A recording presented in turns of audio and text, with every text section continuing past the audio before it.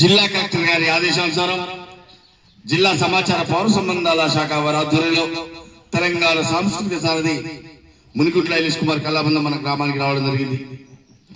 ప్రభుత్వం చేపడుతున్న సంక్షేమ పథకాలు కావచ్చు, పరిసరాల పరిశుభ్రత కావచ్చు, ఆరోగ్య భద్రత కావచ్చు, సీజనల్ వ్యాధులు కావచ్చు, మరి ఇప్పుడు ఎస్ఐఆర్ ప్రక్రియ జరుగుతుంది, నిరంతర ప్రక్రియ. 3వ తారీఖు వరకు లాస్ట్ డేట్ కూడా ఇవ్వడం జరిగింది. ఈ లోపు మీరందరూ కూడా బిఎల్ఓలకు సహకరించి ఎస్ఐఆర్ ఫామ్ లో నింపి ఇవ్వాలి.